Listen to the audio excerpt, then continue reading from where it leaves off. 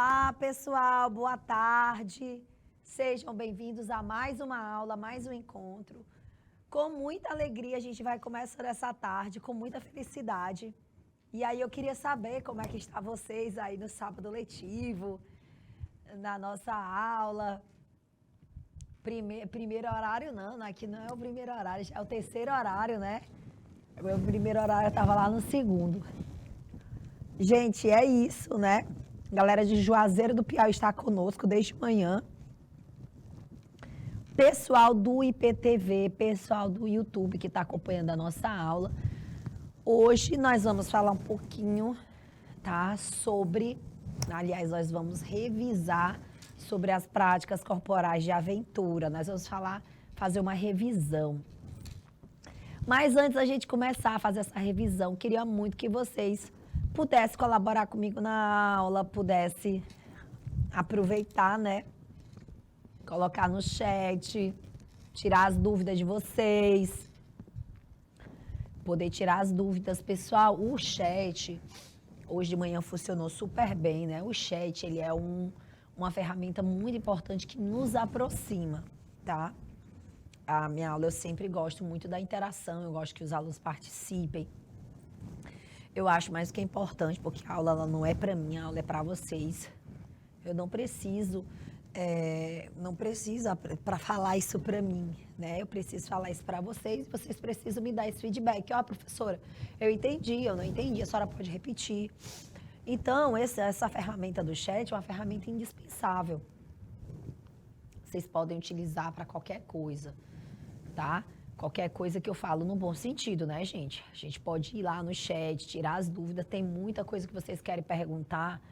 Ah, professor, eu quero fazer uma pergunta de exercício físico, fiquem à vontade. Eu sempre fui um local muito democrático, o chat, tá? Eu gosto muito que vocês utilizem, né, o chat. Façam do chat uma ótima oportunidade para a gente trocar essa ideia e compartilhar aqui com vocês, certo? Assim como o chat do YouTube também pode ficar à vontade, fiquem à vontade para perguntar, pessoal do YouTube. E vocês podem conectar-se com a gente para poder trocar aqui umas ideias. Mas vamos embora falar sobre práticas corporais de aventura. Então, toda vez que a gente fala práticas corporais de aventura, a gente tem algumas perspectivas, né? Algumas configurações que a gente precisa compreender.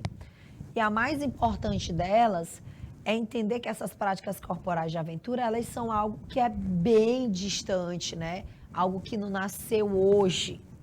Então, a necessidade de aventura, a necessidade de decifrar, tá? E experimentar possibilidades, desafios e possibilidades de atividades imprevisíveis é que nos move nessa necessidade, nessa interação, certo?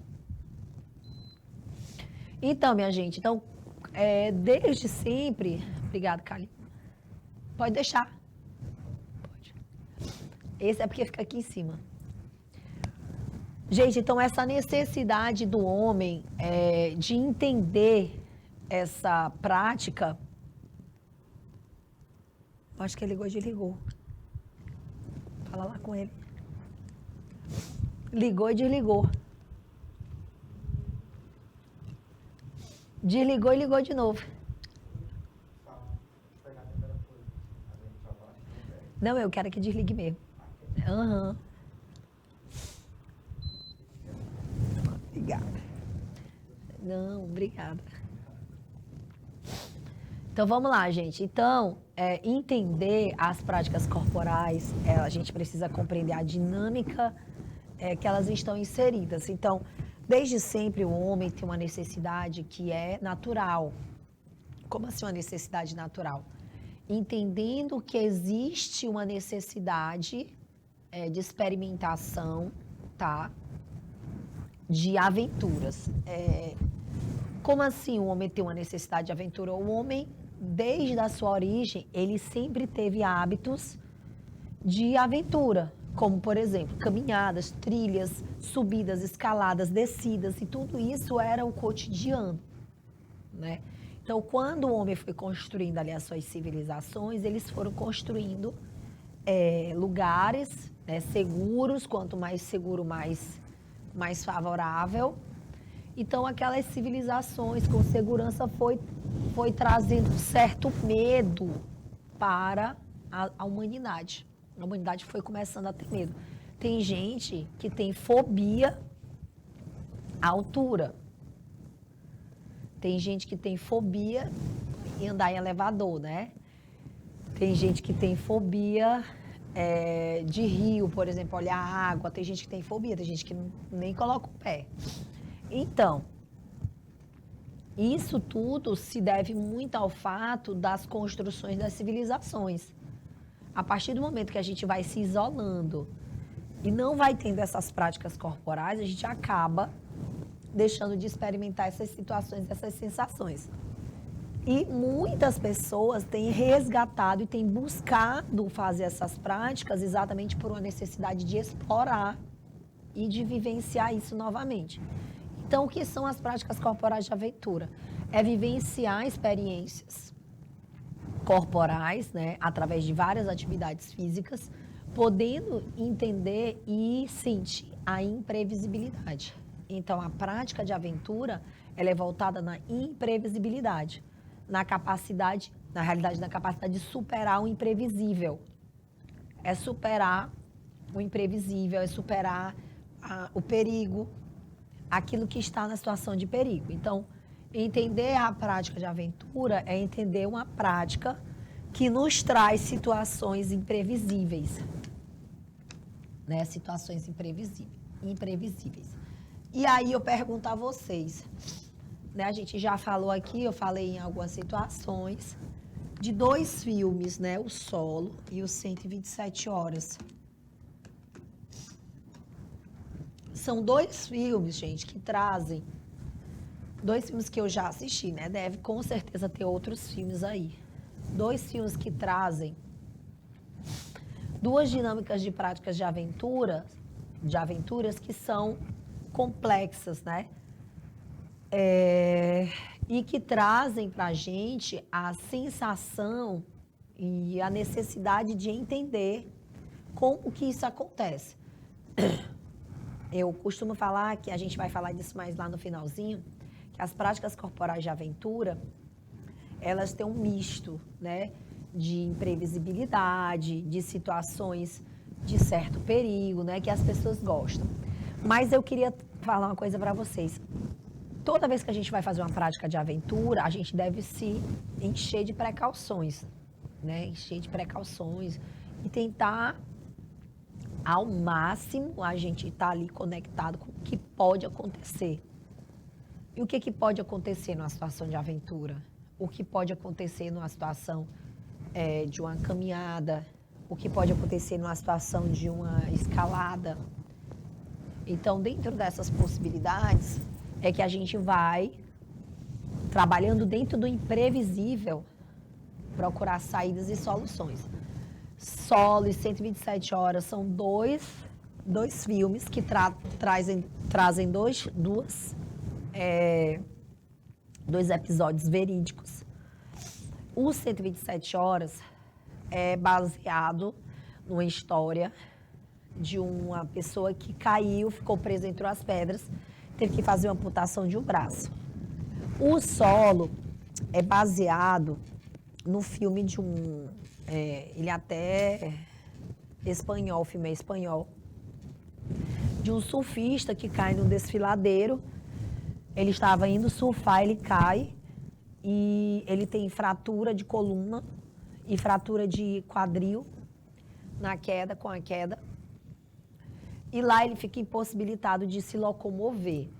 E ele leva dias para ser resgatado, assim como o 127 Horas também. O 127 Horas, ele teve que fazer uma opção, teve que tomar uma difícil decisão, né? Que foi se amputar. Porque o braço dele estava preso entre rochas e ele não conseguia sair. E aí ele teve que se amputar, ele auto-amputou-se, né? Ele se auto-amputou. E na situação da amputação, na situação da amputação, ele só sobrevivia por conta disso, né? Porque onde ele estava não passava pessoas. Ele já estava há alguns dias, ele estava prestes a morrer. Por desidratação, por fome, N situações. E enfim. E o solo demonstra exatamente uma situação bem complexa de um acidente, onde a pessoa também não tinha como ser resgatada. E aí se demorou alguns dias para acharem, localizarem essa pessoa. E o que eu sempre falo, gente, qualquer prática, não só prática corporal de aventura na natureza como as urbanas, elas precisam ser orientadas, elas precisam ser ditas, olha, eu vou para tal lugar, eu vou me expor assim, eu vou me expor assado, eu estou indo para esse canto, mas eu posso ir para outro. E isso é algo que a gente precisa deixar claro, até para numa situação de resgate, se você desaparecer, a gente tem um norte por onde procurar. Eu sempre falo isso. Qualquer trilha que você vai fazer urbana, na natureza, você precisa dizer para onde você vai, certo?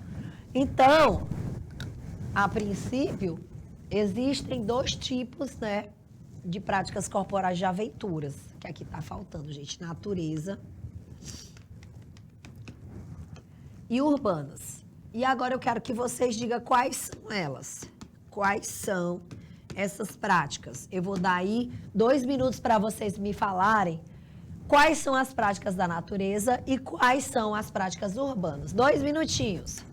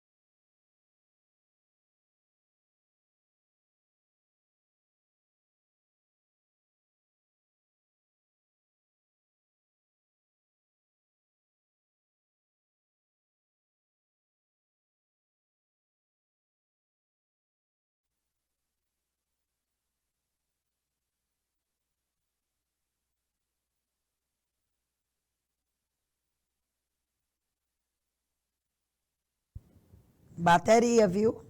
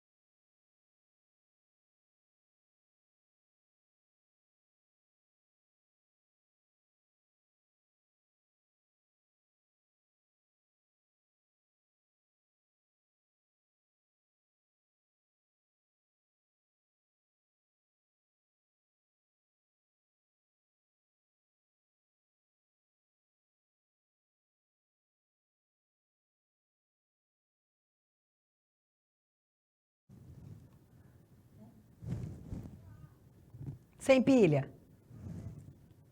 Hã?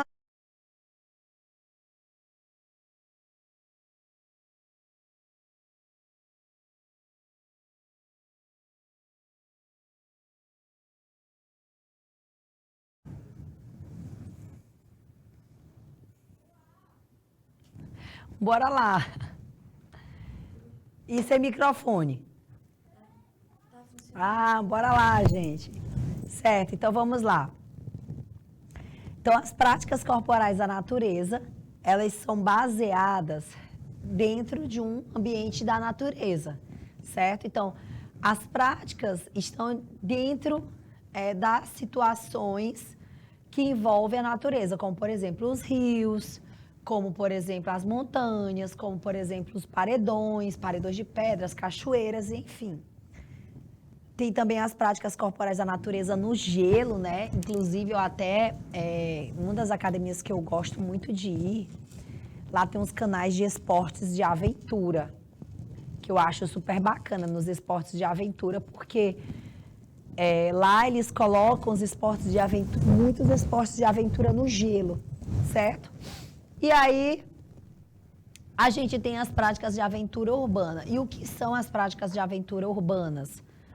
As práticas de aventura urbanas estão exatamente dentro dos centros, dos grandes centros, dentro das grandes cidades. Então, essa prática urbana, ela é baseada exatamente no ambiente das cidades. Então, quais são essas práticas urbanas? Skate, patins, bicicleta, rapel, tá? E as práticas de aventura da natureza? A gente pode andar de skate? Não. A gente pode andar de mountain bike, a gente pode fazer o rafting, a gente pode fazer corrida, rafting é corredeiras, né? A gente pode fazer escalada, a gente pode fazer rapel, certo? A gente vai falar aqui de algumas possibilidades que a gente pode trabalhar, certinho, galera?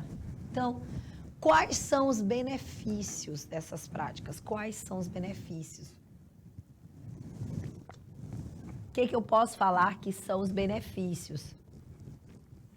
Então, primeiro que esse contato com a natureza, o contato com o ambiente da natureza, ele é muito, vamos dizer, desintoxicante, né? Então, a gente faz um detox aí. Detox, gente. As pessoas falam assim, ok.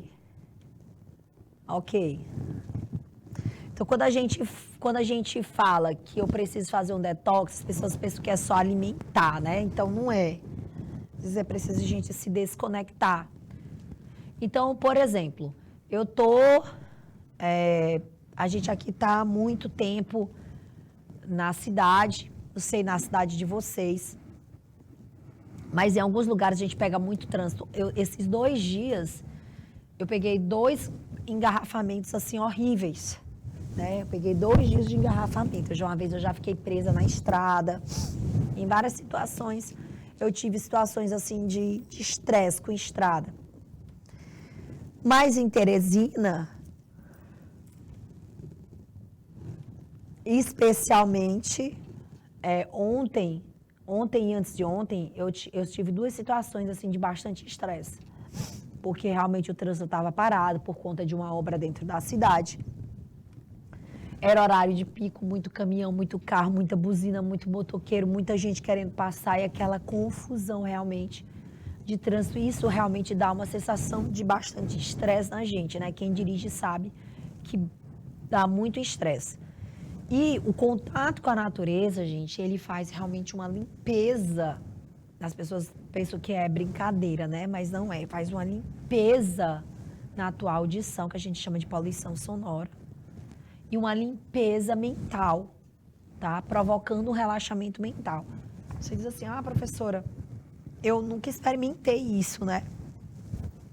Se você realmente não mora numa cidade grande, você não vai entender o que é estar num ambiente totalmente poluído. É carro, é moto, é buzina, é grito, é muita informação, tá? Muita informação de zoada. Então, isso realmente é muito ruim. E ao passo, por exemplo, que quando você está numa cidade muito grande, que você vai para um local, que você escuta o som da árvore, né? Como assim o som da árvore? O som do vento nas folhas. O som da água, né? O som da água descendo, que você escuta. A água, ela tem um poder realmente. Só dizer, é um negócio que é engraçado, né? Vocês sabiam que esse poder do som da água, ele vai para muito além do que a gente está acostumados a ouvir, tá? Nós não estamos preparados para essa conversa, nós ocidentais. Então, os orientais, por exemplo, eles têm muito água dentro de casa, exatamente por essa questão da água trazer essa energia, não é nem energia de energia, não queria nem falar sobre energia, queria falar realmente desse poder do som, tá? Que vai trazendo essa sensação de relaxamento. Então, praticar isso na natureza vai trazer muitos confortos de sensações, como esse conforto auditivo, esse conforto de pele, tá? Porque sentir a brisa na natureza é diferente. Você sentir a brisa do ar-condicionado. Concorda comigo? Não. Então, aí essas férias, eu fui para um lugar aqui de uma beleza natural muito legal, um lugar muito bonito, e onde eu poderia praticar, né, o relaxamento, praticar essa sensação do verde, essa sensação do bem-estar. E essa sensação, gente, ela é organizada e é exatamente por causa dos hormônios. Esse hormônio, gente, que é liberado, a adrenalina, ele vai provocar também a sensação de bem-estar. Entenderam? Então, a gente tem uma melhoria na sensação de bem-estar, como também a gente tem uma sensação de profundo relaxamento. Além do que, gente, essas práticas corporais, elas vão me favorecer, conhecer e buscar novos amigos. São atividades desafiantes e motivadoras, tá? São atividades desafiantes e motivadoras. Então, a gente tem aí a possibilidade de fazer novos amigos. A gente tem possibilidade de se reconectar, conectar com outras pessoas, de poder motivar-nos a uma prática legal, certo? Então, essas práticas, elas vão trazer a incerteza do ambiente físico. Essa incerteza, gente, ela vai desde a vertigem, gerar vertigem, risco controlado. A gente vai trabalhar aí corrida orientada, corrida de aventuras, corridas de mountain bike, rapel, tirolesa, arvorismo, muitas outras coisas. E as práticas da urbana, a gente vai ter desde o parkour, que eu não sei se vocês sabem o que é parkour, até as bikes, skate, patins. Gente, parkour é um tipo de modalidade, tá? Que envolve saltos, saltar de um lugar para o outro. Por exemplo, saltar de um banco, saltar de um edifício, saltar de uma ponte, tá? Sempre buscando alcançar algo naquele salto. O parkour é das práticas urbanas, uma das mais, vamos dizer, uma das mais desafiadoras, certo? Porque envolvem um certo risco de morte. Eu até falei na nossa aula daquele filme do Lupin, que é um filme francês, né? Que na realidade é uma série. O Lupin é uma série francesa. E é muito interessante. O cara no filme, ele faz parkour. Ele salta, né? O filme inteiro, ele cheio de aventuras, ele faz vários saltos do estilo do parkour. Ok, galera? Então, a gente vai falar agora de escalada. E aproveitando para falar de escalada, eu queria que vocês me falassem aí na cidade de vocês, galera de Juazeiro, galera que está aí nos polos com a gente, quais são os locais apropriados para a escalada aí na cidade de vocês. Se existe, se não existe, tá? Vou deixar aí 2 minutos para vocês me responderem. Vamos lá.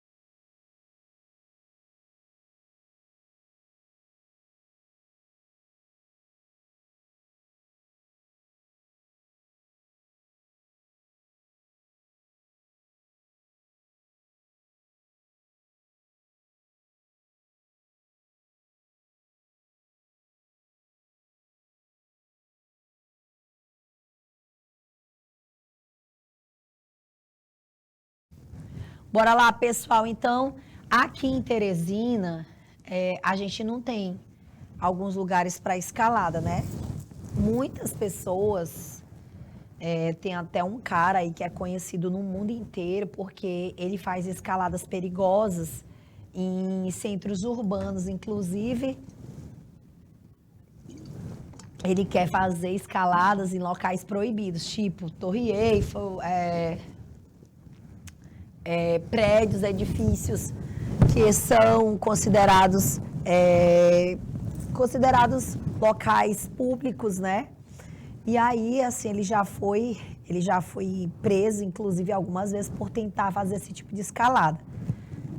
Só, gente, que escalada é um negócio realmente bem complexo, porque é uma prática esportiva muito perigosa e exige bastante concentração, força e muita resistência. Não é só força, resistência, tá? Precisa de muita resistência. Aí vocês vão me perguntar. Né? Algumas situações da escalada não tem auxílio de material, que é chamada a livre, tá? Eles utilizam as cavidades das rochas para fazer a subida. Já na artificial, ele faz uso de ferramentas que vão auxiliar a progressão, como, por exemplo, os grampos, os estribos. Eles vão, à medida que eles vão subindo, eles vão pregando, né, esses grampos para dar sustentação. Gente, a artificial ela é muito complexa. Mas imagina fazer aí a livre, né? A livre realmente são técnicas que precisam ser bastante desenvolvidas, né? Então, a gente tem aí, é fundamental a utilização de equipamentos para se proteger, como as cordas, os mosquetões, capacetes. E, além disso, deve haver o calçado apropriado. Você acha que você vai fazer com qualquer tênis? Não, tá? Existe realmente aí um calçado que tem que ser apropriado para tal subida. Então, Depende. Se for, existem alguns escaladores que fazem sem cordas. Sem cordas, mas isso aí é outra dinâmica, certo? Trekking. Existe, por exemplo, quem faça rapel de várias formas. Acho que a forma mais antiga e mais arcaica de fazer rapel, o Tarzan fazia já, né? Descendo os cipós. Que é muito da história do Tarzan, muito dos primatas, muito do rapel, é muito, gente, de fato, de como se deslocar de uma forma vertical. Sai de um plano horizontal para um plano vertical, né? Então, é sobre isso. Trekking. A gente falou isso na quarta-feira, aliás, não fui eu que falei, foi a professora Lauriana, né? Falou sobre o trekking. O que é o trekking? Existem várias formas de trek, gente. O trek, que pode durar um dia, o trek de longa distância, o trek de velocidade e o trek de regularidade. Eu, particularmente, o trek é uma caminhada corrida, certo? Eu, particularmente, eu não gosto muito de caminhar, né? Mas existem dois tipos de trek que me agrada muito, que é o de regularidade. O de regularidade, gente, ele é um tipo de competição onde o objetivo não é chegar primeiro, mas se manter dentro do tempo. O de regularidade, para mim, são os mais incríveis, que a gente chama de enduro, tá? O enduro, você faz dentro de um tempo, dentro de uma planilha. Tem trecho que você vai ter que ser mais rápido, tem trecho que você vai fazer mais lento. E não é chegar na frente, é chegar dentro daquele tempo estipulado. Ou seja, toda vez que você for passar por um ponto de apoio, você vai passar e ele vai regulamentar. Você passou no horário, se você passou depois, se você passou antes. E o que vai fazer a diferença é você chegar no tempo. A gente tem um track de um dia, tá? Que são caminhadas curtas, que vão até 10 quilômetros. Eu, particularmente, confesso para vocês que eu não curto muito trekking. Minha cara é mais de raft, minha cara é mais de escalada, de árvore, de rapel, de descidas. Minha cara é mais para isso. Mais para saltos. E trekking, por exemplo, tem um trek de longa distância, que exatamente é a fazer travessias, é passar mais tempo, tá? É um pernoitar. Tem gente que curte muito o pernoite, fazer essas trilhas mais longas. E é o trek de velocidade, que é a competição, que é quem chegar em determinado local em menor tempo. Esses são os que mais que tem mais atrativo. Rafting, professor, e o que é o rafting? O rafting, gente, é descer as corredeiras. É um esporte de aventura da natureza que é baseado em descer corredeiras.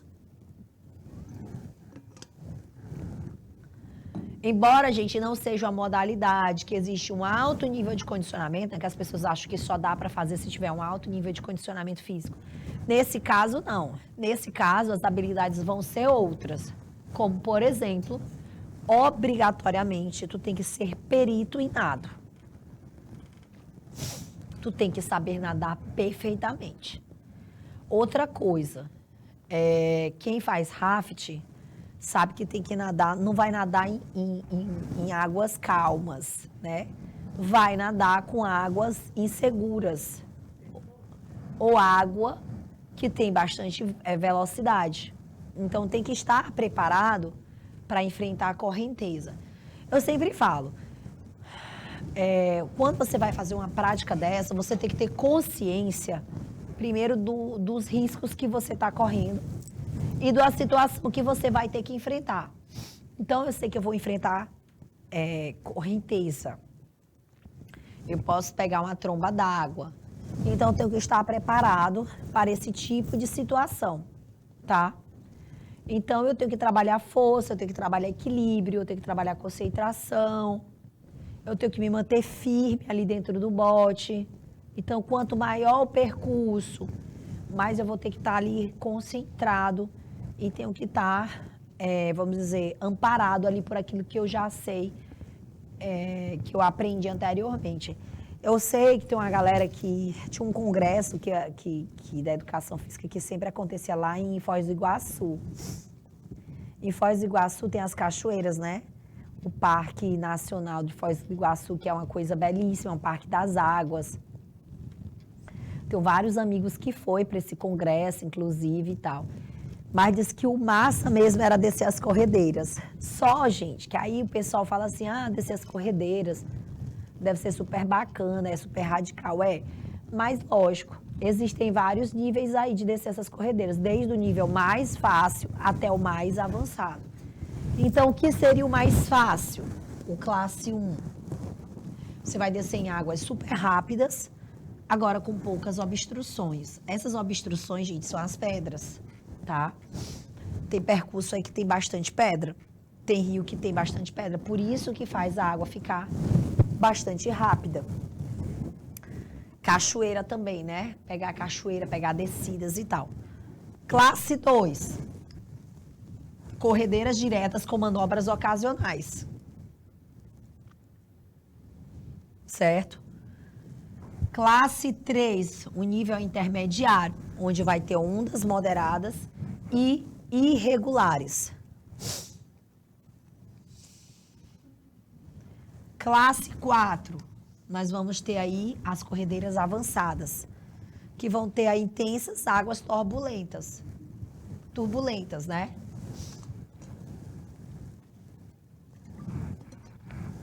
Essas águas, gente, aqui já não é mais para os amadores. Não é mais para os amadores, né? Situações de águas turbulentas é bem complexo, porque nem todo mundo sabe. Primeiro que tem gente que tem fobia, né? Assim como tem fobia de descer lugares muito altos, também tem gente que tem fobia de água. Super normal. Imagina que tu vai descer e vai descer uma cachoeira, tem que descer uma cachoeira. É louco, né? E aí tem a classe 5, que são os especialistas. Aí nessas as corredeiras são mais longas e também com mais obstrução. E temos a classe extremo, que aí o nível de dificuldade é altíssimo e muita imprevisibilidade. Aí nessa situação os trechos ficam super difíceis. Porém, nessa classe não dá para fazer qualquer pessoa, né? Tem que ser muito habilidoso para trabalhar nesses trechos. Vamos para o arvorismo. Arvorismo, de todas as práticas que a gente tem de esportes de aventura, o arvorismo é uma prática muito, teoricamente, mais segura. Né? A gente tem mais segurança de praticar. Por quê?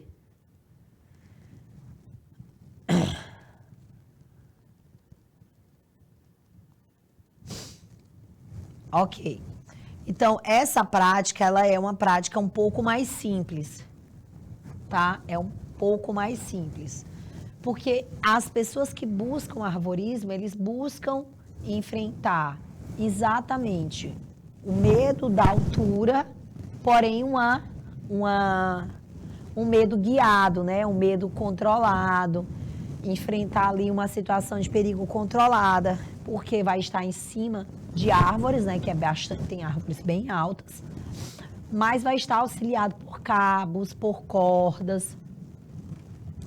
E geralmente, no final desse arvorismo, geralmente tem o quê? Tem uma tirolesa. E a galera adora tirolesa, né? Adora se jogar na tirolesa, descer aí vários níveis de dificuldade, certo? Então, no arvorismo a gente tem aí algumas possibilidades, tá? Que é uma que trabalha, uma que é mais seguro e uma outra que é mais, vamos dizer, não traz tanta segurança, tá? Que é o acrobático, o arvorismo acrobático e o arvorismo contemplativo. O acrobático, ele tem mais dificuldade. E o percurso vai aumentando, né? As dificuldades vão aumentando durante todo o percurso.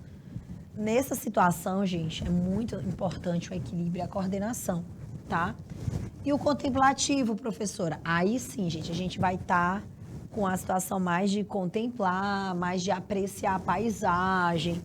O risco não é tão intenso, é que você não vai se desgastar tanto, certo? Quando a gente fala de surf, a gente vai falar de surf agora, adoro surf.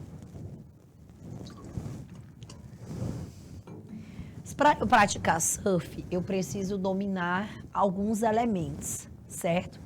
Alguns elementos. Quais seriam esses? Quem pode me falar? Quais seriam os elementos que eu tenho que dominar para praticar surf? Vou dar aí 2 minutos para vocês pensarem.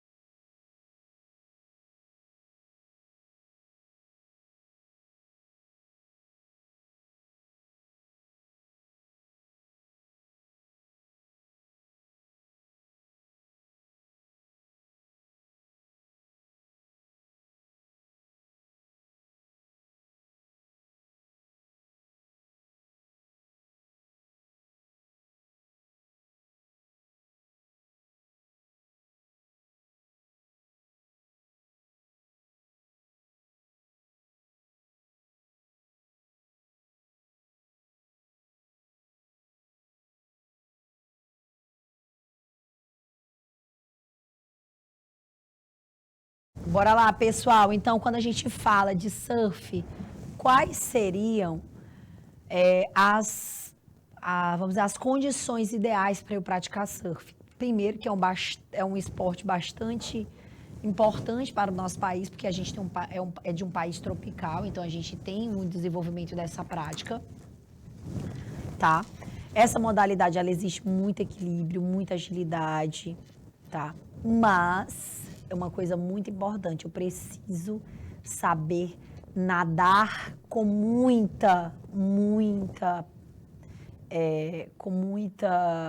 como é que eu posso dizer? Com muita perspicácia, com muita técnica, tá?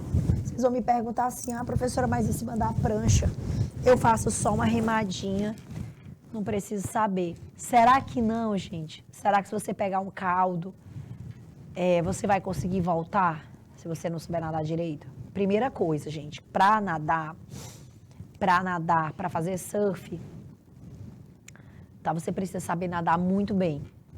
Por quê?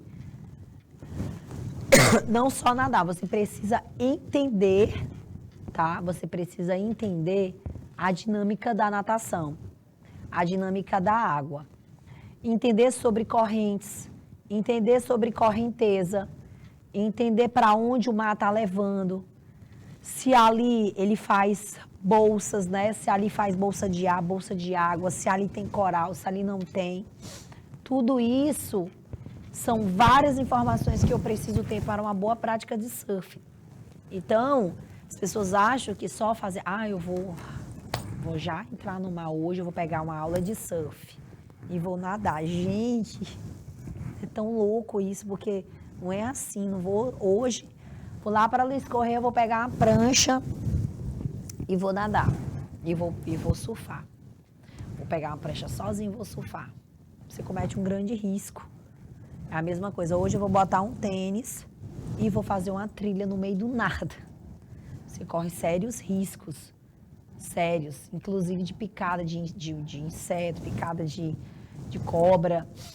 E você pode morrer lá, inclusive. Né? Então, o ideal é sempre que você tenha orientações a mais, informações a mais. E, principalmente, você precisa estar bem informado de como seria, o que pode acontecer, de bom e de ruim, né? Não dá pra gente só falar de coisas boas, coisas boas, coisas boas. A gente fala primeiro da segurança. Então, o instrutor aqui, ó, como está falando o nosso slide, o professor, o instrutor, ele tem que ser qualificado para poder ensinar isso para você. Vou chegar hoje lá e vou pegar o Nativei e me ensina bem aqui a surfar. Eu não sei nada de correnteza. Detalhe, eu já fiz kitesurf, né? Kitesurf é um esporte de aventura que tem uma pipa, né? E tem uma prancha. Tem vários riscos no kite, inclusive de morte também. Mas eu estava acompanhada, estava com um professor. Gente, eu sei nadar. Eu sei nadar. E nado desde criança. E o meu kite caiu no mar, né? E você tem toda uma técnica para levantar o kite. Se o kite cair, se você não souber voltar, se não tiver vento para você voltar, você tem que saber o que você vai fazer. No meu caso, o kite caiu, tinha vento, a gente conseguiu voltar o kite. Mas eu passei uma das piores sensações do mundo na hora que a pipa caiu. Porque eu estava longe da praia. E eu fiquei...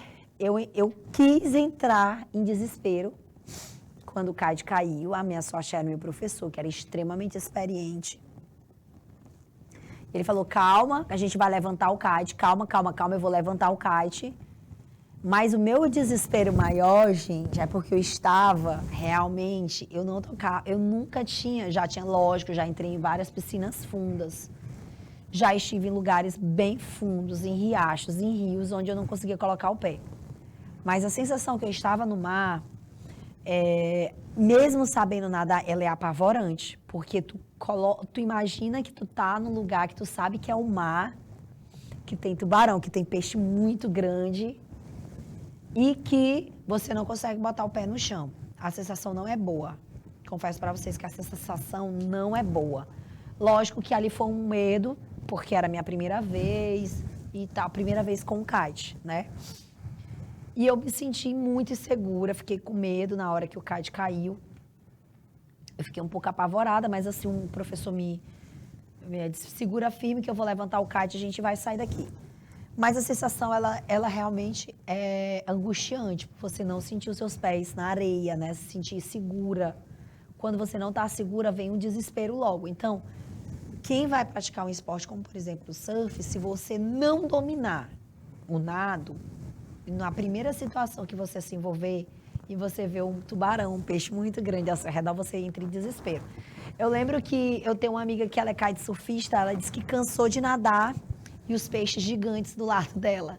Eu morria, gente, de fato, nessa hora. Porque a sensação de ver um peixe grande, ela também não é boa, sabe? A sensação que você tem é que você está vendo um tubarão, né? Então, tem isso, a gente tem um certo pavor de tubarão. Tem gente que não tem, tá tranquilo. Mas ver realmente a situação que dá um certo medo.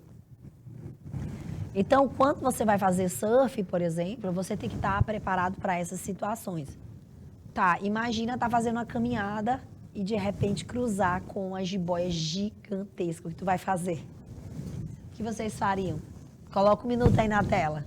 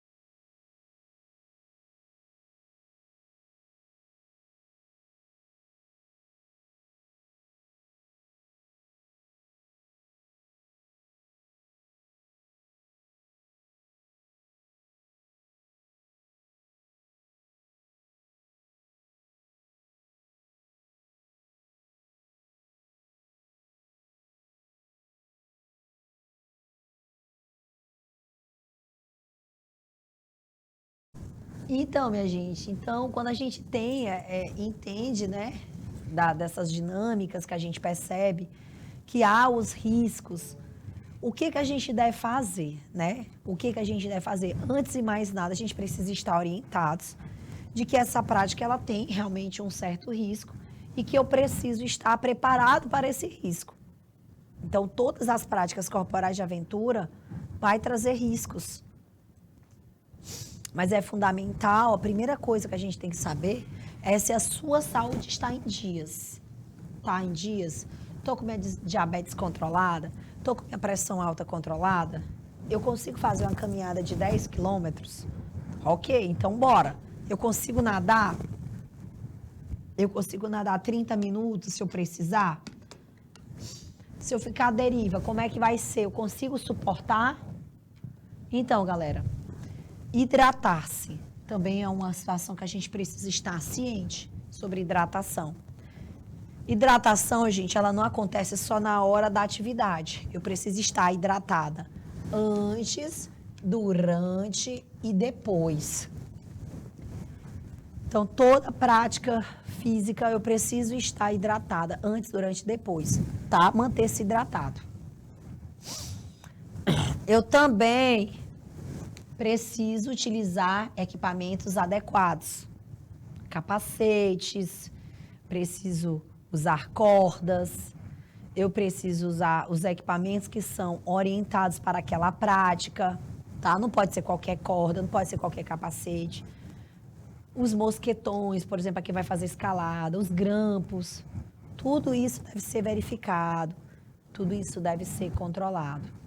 Filtro solar. A maior prática, né, eu não falei nem das atividades do gelo, né, porque todo mundo vai falar assim, gente, nem neva aqui, essa professora está falando de gelo. Mas eu não sei se vocês sabem, mas o gelo incandesce, né, e faz um reflexo de tipo espelho. Se você colocar um espelho, o espelho na luz, o sol refletindo no espelho e você colocar em determinado lugar, ele vai transmitir, né, aquela irradiação. E a luz do gelo faz exatamente esse reflexo do espelho, que ela pode queimar o teu rosto. Então, quem faz prática no gelo precisa obrigatoriamente usar óculos, precisa estar protegido também com filtro solar. E as pessoas acham que porque está gelado não vai precisar de filtro solar, né? Uma vez eu até contei isso aqui, eu não sei se eu contei nessa sala, que eu fui para o Rio de Janeiro. Eu fui para o Rio de Janeiro e eu peguei uma frente muito fria de verdade. Teresina, quase 40 graus, foi em setembro isso. E eu fui para o Rio de Janeiro, eu peguei 16 graus lá. Então, para quem está acostumado com 40 graus, pegar 16 é frio. Então, só que o frio, gente, deles, a galera vai para a praia. Aí eu fui para a praia. Só que estava realmente frio. Ao ponto que ninguém conseguia banhar no mar, porque a sensação térmica ainda piora mais ainda. O mar vai para 10 graus, 9 graus, então a água fica gelada. Só para vocês terem ideia, eu não conseguia botar o pé na água. O pé, gente, eu não conseguia botar. E eu estava assim, muito desesperada, porque eu queria entrar e não conseguia. Enfim, e aí eu estava com muito frio e eu passei o dia todo, essa experiência do filtro solar, passei o dia todo no sol querendo me esquentar. Nessa brincadeira, gente, eu nunca peguei insolação aqui no Piauí. Eu nunca peguei insolação nas praias no Nordeste e peguei insolação no Rio de Janeiro. Por quê? Eu simplesmente passei o dia todo no sol querendo esquentar o couro. Não passei protetor solar, né? Porque estava frio. É um frio com sol que a gente jura que não está queimando e está queimando muito. E eu fiquei toda queimada, eu tive queimadura nas costas e tal. Então as pessoas acham que o sol ele não vai fazer muita coisa, mas o sol, gente, ele faz estrago, muito estrago. Inclusive desidrata, né? E traz queimaduras, certo? Então, trouxe uma questãozinha aqui pra gente, só pra gente finalizar essa aula. Como você define o esporte de aventura? Então, como é que a gente pode definir? Como a gente tem só 2 minutinhos, eu vou deixar aí você pensando aí um minutinho como você vai definir esse esporte de aventura. Um minutinho só.